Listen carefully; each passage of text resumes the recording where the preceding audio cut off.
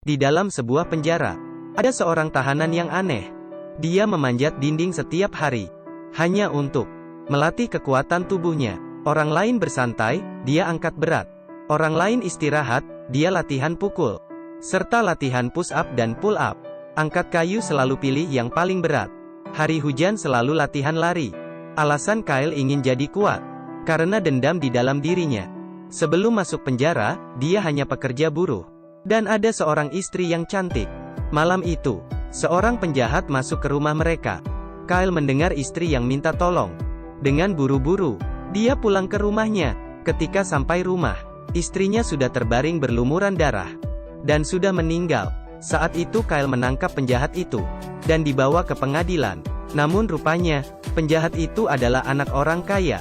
Dia menyogok hakim dan dibebaskan tanpa hukuman. Melihat penjahat yang dilepas begitu saja, Kyle sangat marah.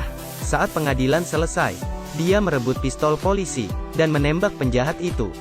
Dia pun berhasil balas dendam. Namun setelah itu, hal menjadi rumit. Dia dipenjara seumur hidup dan dikurung di penjara yang paling sadis. Tahanan di sini sangat ganas.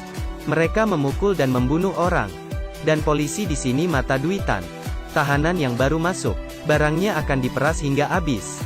Seorang polisi melihat cincin pernikahan Kyle. Dia tidak kasih. Namun dia pun dipukul, lalu direbut cincinnya. Di dalam penjara ada tahanan mesum, Andre. Suka mengganggu orang lemah. Billy tahanan yang baru masuk bersama Kyle. Sering diganggu oleh Andre. Namun polisi pura-pura tidak tahu. Karena Andre memberikan uang. Malam itu, Billy yang disiksa berteriak dengan kuat. Kyle pun susah tidur. Keesokan hari, dia melihat Billy yang disiksa. Dan muka Andre yang sombong. Dia pun terpikir, si pembunuh yang membunuh istrinya. Dia pun memukul muka Andre. Kemudian mereka bertengkar. Polisi pun menahan mereka. Namun mereka hanya menangkap Kyle dan melepaskan Andre, karena Andre memberikan uang. Kemudian, Kyle dikurung di kamar gelap. Ini adalah tempat yang paling seram di penjara. Melihat air kotor yang mengalir masuk, dan sangat busuk, dinding yang dipenuhi bekas darah, membuat orang sangat takut.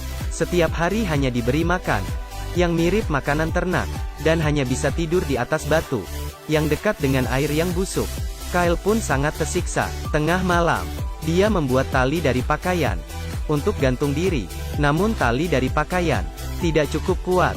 Dia pun menabrak kepalanya ke dinding kamar. Dia pun sangat pusing. Saat itu, seekor serangga terbang mendekati Kyle yang lemas. Lalu serangga terbang ke arah mangkuk makanan. Kyle pun mengambil mangkuk. Serangga pun menghinggap di sendok, seperti memberitahunya, makanlah agar bisa hidup. Saat itu juga, Kyle terpikir istri baik yang sudah meninggal. Dia kembali semangat untuk bertahan hidup. Dia pun makan makanan di mangkuk. Ketika Kyle keluar dari kamar gelap, polisi mengurungnya di sebuah kamar yang ada 4 kasur, namun hanya 1 orang tahanan. Polisi pun bilang, dalamnya adalah tahanan yang sadis. Sebelumnya 3 tahanan dibunuh oleh dia. Jika kamu tidak ingin mati, kasih saya uang, akan diganti kamar. Lalu Kyle pun dimasukkan ke dalam. Dia melihat seorang pria hitam yang seram. Kyle pun ketakutan. Keesokan hari dia menemui polisi. Dia pun memberikan semua uangnya agar diganti ke kamar lain. Namun polisi bilang uangnya tidak cukup. Kyle pun sadar dirinya ditipu. Namun dia hanya bisa diam. Dia pun mengetahui bahwa ada 3 geng di dalam penjara itu yang sering berkelahi, dan Andre yang dulu dia pukul adalah tangan kanan salah satu geng dan seorang jagoan tinju. Benar, di penjara ini ada pertandingan tinju. Yang menang akan semakin naik daun, yang kalah akan mati di tempat. Polisi dan kepala polisi pun tahu, namun mereka tidak melarang, malah mendukung pertandingan tinju karena bisa mendapatkan untung. Dan gengnya Andre terus mengganggu Kyle. Saat kerja, mereka memukuli Kyle. Polisi hanya melihat dan tidak melarang. Setelah itu mereka mengurung Kyle di kamar gelap. Pada saat hujan, air hujan masuk ke dalam kamar, membuat kamar tadi semakin parah. Akhirnya Kyle sadar dan mengerti, dalam tempat ini hanya kekerasan yang bisa melindungi dirinya sendiri. Dia mulai latihan, tiap hari manjat dinding, push up dan latihan tinju, angkat kayu yang berat, latihan lari. Setelah latihan beberapa bulan, Kyle pun bertanding untuk pertama kali. Lawan dia adalah musuhnya, Andre.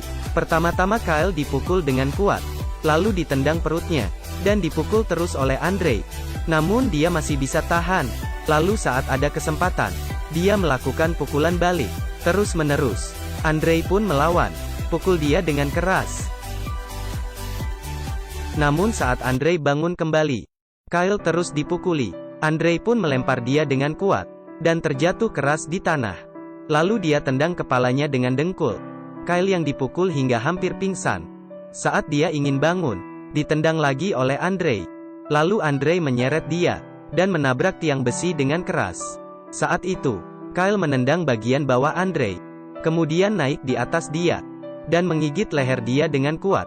Namun saat itu, polisi melihat ada yang salah, berusaha melalai mereka. Namun Andre yang digigit Kyle sudah meninggal. Melihat Kyle, polisi dan tahanan, serta ketua geng, semuanya pun terkejut. Mereka melihat sendiri Kyle yang menggigit leher lawannya, dan suara teriakan yang seperti binatang buas. Tidak ada yang berani mendekatinya. Dari saat itu, Kyle menjadi jagoan tinju yang baru. Cara dia bertarung, jika dipukul sekali, ditahannya, kemudian membalas dengan 4, 5, 6 pukulan, hingga lawannya terjatuh. Dan aturan tinju adalah, yang kalah akan mati. Jadi Kyle membunuh banyak lawan. Dia pun semakin naik daun.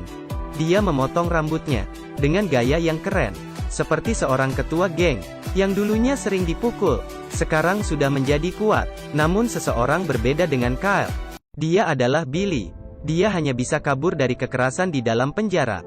Beberapa kali kabur, namun ditangkap lagi. Namun tidak putus asa. Hari itu, dia membuka pintu dengan kunci yang dia curi. Dan saat dia ingin mengambil gapit, polisi menemukan dia.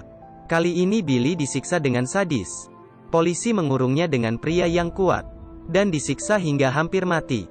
Sebelum Billy meninggal dia bilang, jangan berubah menjadi orang yang mereka inginkan. Kyle pun menyadari kesalahan dia. Dia mulai menolak kekerasan. Dalam satu pertandingan tinju, lawannya adalah tahanan yang membunuh Billy. Kyle langsung menyerah diri. Walaupun dipukul lawan, dia tidak membalas. Hal ini membuat ketua polisi merasa sangat malu di depan tamunya. Dia memerintah polis menangkap Kyle, kemudian diikat, dan memaksa dia untuk bertinju. Jika tidak, maka akan mati di situ. Beberapa hari berlalu, Kyle dijemur di bawah matahari, dan dimandikan di bawah hujan. Kyle pun semakin lemas. Namun dia tidak menyerah. Semua tahanan lain terharu dengan semangat penolakan dia. Mereka pun mulai mengerti. Semua pertandingan tinju di dalam penjara, pemenangnya hanya ketua polisi. Para tahanan hanya sebagai korban. Jadi semua geng pun sepakat untuk tidak mengikuti pertarungan tinju. Kepala polisi pun sangat marah. Dari semangat Kyle, akhirnya penjara menjadi damai, dan polisi tidak berani membunuhnya. Jika dia dibunuh, dia akan menjadi pahlawan. Kyle pun akhirnya dilepas. Ketua polisi pun berencana membunuh dia. Namun bukan dilakukan oleh polisi. Dia melepaskan seorang tahanan. Dia bertubuh besar, seperti seorang raksasa. Dia melepaskan ikatan dan mulai menyerang, serta memukuli Kyle hingga hampir cacat, dan mencekiknya hingga hampir mati. Pada saat itu juga, Kyle berusaha memukul pintu besi.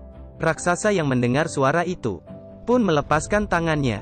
Rupanya, setiap Kyle dikurung di kamar gelap, dia mendengar orang sebelah mengetuk dinding.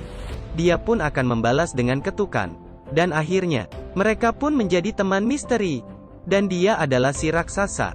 Si raksasa tidak pintar, namun dia mengenali Kyle, dan memegang muka Kyle. Ketua polisi pun sangat bingung. Dia memerintah bawahan menembak si raksasa. Si raksasa demi melindungi Kyle, dia menahan tembakan dan menyerang polisi, hingga mereka terluka parah. Dengan sisa tenaga, dia membuka pintu penjara, dan akhirnya terjatuh. Tahanan yang marah pun keluar, dan menyerang polisi. Kemudian kekacauan dimulai. Mereka merusak, membakar dan kabur penjara. Akhirnya polisi mengerahkan tim khusus untuk menembak mereka, dan menahan mereka. Pada kekacauan kali ini, Kyle bertemu dengan tahanan pria hitam itu. Rupanya dia bukan pembunuh sadis. Dia adalah seorang hakim. Orang yang mati di tangan dia adalah penjahat tingkat tinggi. Pria hitam itu menyimpan sebuah buku. Di dalamnya adalah bukti kekerasan polisi selama bertahun-tahun. Dia memberikannya ke Kyle, agar Kyle melaporkannya saat di luar. Bagaimana cara Kyle keluar? Sudah direncanakan oleh pria hitam itu. Dia ingin Kyle mengikuti pertandingan tinju. Menang ataupun kalah, ketua polisi pasti akan membawanya pergi untuk dibunuh. Dan saat itu, adalah waktu yang tepat untuk kabur penjara. Akhirnya Kyle mengikuti pertandingan tinju. Lawannya adalah orang yang membunuh Billy. Kali ini dengan kekuatan penuh. Kyle melawan dia, lalu dilempar ke tiang kayu. Dan berhasil membalas dendam untuk Billy. Dan Kyle pun dibawa pergi. Saat di garasi mobil, pria hitam itu pun menyerang polisi. Dan membunuh para polisi. Lalu dia menyuruh Kyle memakai baju polisi. Dan pergi menggunakan mobil ketua polisi. Namun pria hitam itu tidak pergi. Dia masih ada hal penting yang harus diselesaikan. Dengan cepat, Kyle keluar dari gerbang penjara. Dan pergi dengan bukti kejahatan polisi. Dan akhirnya dia bebas. Akhirnya pria hitam itu masuk ke dalam kantor ketua polisi. Dia mengeluarkan pisau. Ketika polisi masuk, ketua polisi sudah dibunuh pria hitam. Dan masuk ke neraka. Akhirnya dia menerima karma dia sendiri. Apakah kamu menyukai film ini? Jika suka, jangan lupa kasih like. Dan jangan lupa subscribe.